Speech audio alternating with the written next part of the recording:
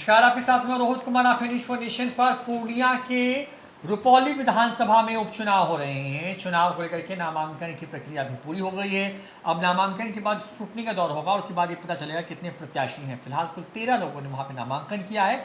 मुकाबला जो है वहां पर त्रिकोणीय नजर आता है। बीमा भारती जो कि मौजूदा सांसद उस सीट से थी, जिन्होंने जदयू छोड़ करके आरजेडी के टिकट पर चुनाव लड़ा, क्योंकि इसी वजह से वहाँ पे उपचुनाव हो रहे हैं। तो बीमा भारती को फिर से मौका दिया है लालू यादव और तेजस्वी यादव ने। आरजेडी से चुनाव लड़ रही हैं वो। दूसरी तरफ वहाँ पर जो है कलाधर मंडल जो है वो चुनाव लड़ रहे हैं आपको जदयू से, और शंकर सिंह लोजपा के संस्थापक सदस्यों में से एक रहे हैं, पार्टी छोड़ दी है, निर्दलीय चुनाव लड़ रहे हैं।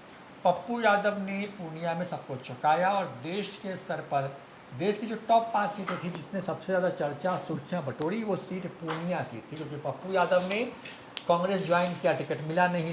तेजस्वी यादव, लालू यादव ने वहाँ पे पूरा जान प्राण लगा दिया उनको हराने के लिए। हुआ क्या, बीमा भारती की जमानत जब्त हो गई उस लोकसभा में और पप्पू यादव वहाँ पे चुनाव जीत गए। जदयू के सिटिंग सांसद को चुनाव हारना पड़ा। ये तमाम चीज़ें हुई पूर्णिया में, और अब इसी के बाद इस उपचुनाव को देखा जा रहा है कि पप्पू यादव की ताकत कितनी बढ़ी है और उस इलाके में अभी भी असली किंग मेकर कौन है विधानसभा के अंदर में, इस पर नज़र है। क्योंकि बीमा भारती 6 बार से वहाँ पे लगातार जीतती रही है, निर्दलीय से लेकर के जदयू तक के टिकट से। इस बार फिर से चुनावी मैदान में है। तो देवांशु हमारे साथ में मौजूद हैं। कुल 13 प्रत्याशियों ने नामांकन किया है वहाँ पे, लेकिन 3 ही पे बात करेंगे। पप्पू यादव किसके साथ हैं, इसी पे बात करते हैं आज। देवांशु जी, क्योंकि रुपौली सीट पर जो है वो नामांकन की प्रक्रिया पूरी हो गई है और अब जो है अगला चरण यानी कि स्क्रूटनी होनी है। 13 लोगों ने नामांकन किया अभी तक।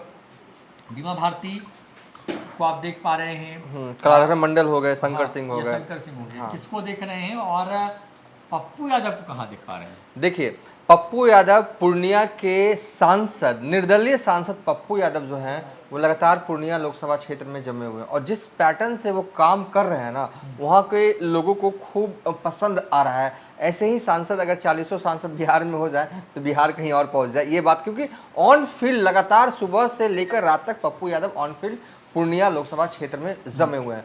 आज की तारीख में, आज की डेट में पप्पू यादव का क्रेज पूर्णिया लोकसभा क्षेत्र में ऐसा है कि वो जिसे चाहे उसे जिता दे और जिसे चाहे जिसे वो जीते हुए उम्मीदवार को भी हरवा दे। ये ताकत आज की तारीख में पप्पू यादव के पास आ गई है।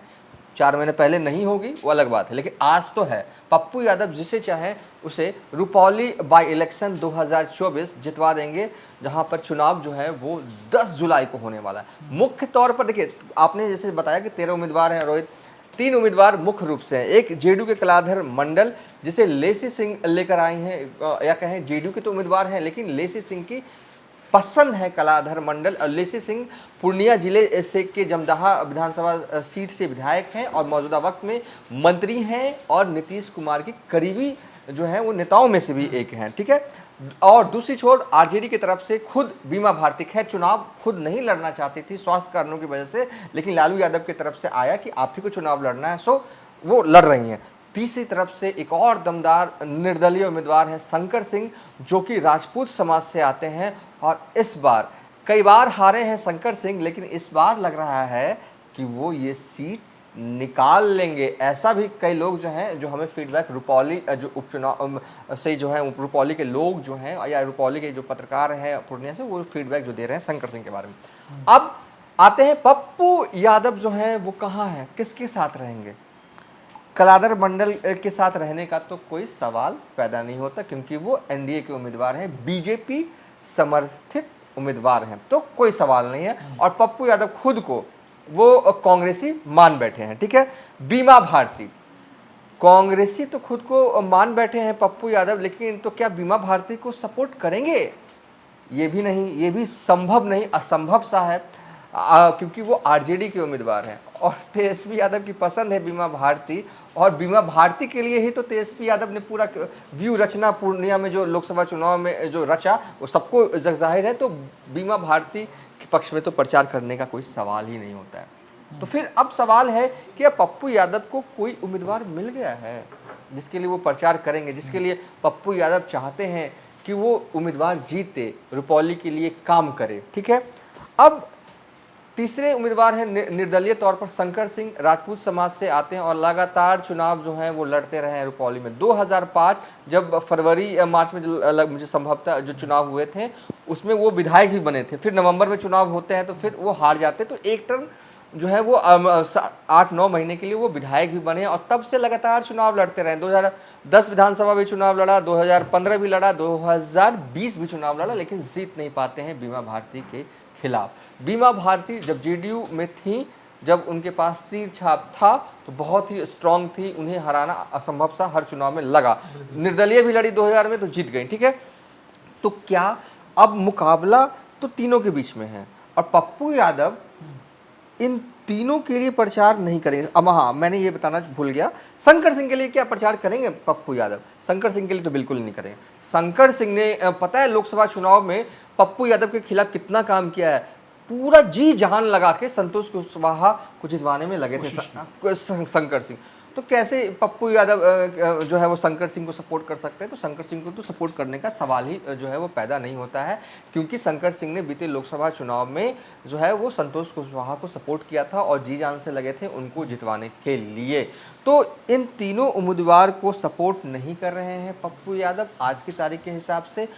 आज तारीख है 22 जून, चुनाव जो होने हैं वो 10 जुलाई को होने हैं और 8 तारीख को प्रचार खत्म हो जाएगा। और अब तक हमने जो है वो पता करने की कोशिश किया कि पप्पू यादव क्या कर रहे हैं पूर्णिया में। तो पूर्णिया में जो है वो जनता के काम कर रहे हैं, अधिकारियों से मीटिंग कर रहे हैं, उप महापौर महापौर पूर्णिया से मिल रहे हैं, सब कुछ हो रहा है जो एक सांसद बतौर सांसद उन्हें करना चाहिए वो कर रहे हैं। पूरा वहाँ पे लोगों की मदद हो पाए इसके प्रयास कर रहे हैं। हाँ, एक दिन उन्होंने रुपौली को लेकर बैठक भी की थी, लेकिन शायद उन्हें कोई अच्छा उम्मीदवार ना मिला हो, एक ऐसा उम्मीदवार ना मिला हो जो लगे कि हाँ उन्हें समर्थन करना चाहिए। तो सो ओवरऑल पप्पू यादव अभी साइलेंट है। पप्पू यादव इस उपचुनाव में अभी 22 जून को जब हम ये वीडियो बना रहे हैं तब तक पप्पू यादव ने खुद कोई फैसला नहीं लिया है रोहित कि इन 13 उम्मीदवारों में से किस उम्मीदवार को समर्थन करना, अभी तक ये फैसला नहीं लिया। राजनीति है, कब फैसले बदल जाएं कोई नहीं जानता। हो सकता है 23 जून को वो किसी सामने आए, मीडिया के सामने आए और कहें कि हम चाहते हैं कि ये उम्मीदवार जो है वो जीते, विधायक बने और हम इसके पक्ष में प्रचार करें, तो अलग बात है। लेकिन 22 जून के हिसाब से पप्पू यादव रुपौली उपचुनाव में साइलेंट मोड में है, वो कुछ नहीं कर रहे हैं। फिलहाल पूर्णिया में ही जमे हुए हैं, 10 दिन से लगातार जमे हुए हैं और कहा जा रहा है कि अभी जमे ही रहेंगे। तो पप्पू यादव साइलेंट मोड में हो गए।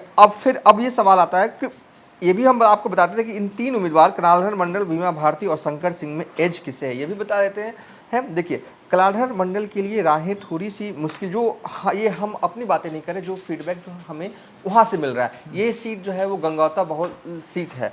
बीमा भारती कहीं ना कहीं, बीमा भारती और शंकर सिंह को लोग जानते हैं, अच्छी तरीके से पहचानते हैं। बीमा भारती तो वैसे भी 25 सालों से लगातार वहाँ विधायक है और शंकर सिंह क्योंकि लगातार चुनाव लड़े हैं और लगातार क्षेत्र में काम करते रहे हैं, मतलब कि जन सेवा से जुड़े हुए काम करते रहे हैं। तो 2 नेताओं के फेस वैल्यू के हिसाब से कलाधर मंडल का फेस वैल्यू थोड़ा कम है। हालांकि कलाधर मंडल निर्दलीय उम्मीदवार 2020 में वो चुनाव लड़ चुके हैं, 6000 वोट जो है उनको करीब आया था।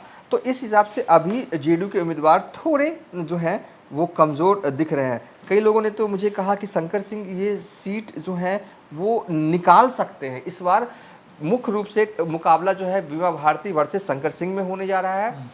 और कई लोगों की फीडबैक जो हमें मिले कि शंकर सिंह, क्योंकि समीकरण जाने अनजाने ही सही इस बार इनके पक्ष में बनता हुआ जो है वो दिख रहा है। राजपूत जो है वो सारे लामबंद हो रहे हैं और जो आरोप बीमा भारती के परिवार पर इस बार जो लगा, हत्या वाला आरोप, वो थोड़ा हो सकता है कि थोड़ा टेंशन डाल रहा होगा बीमा भारती को। तो मुख्य रूप से अभी मुझे लग रहा है कि मुकाबला बीमा भारती और शंकर सिंह में है।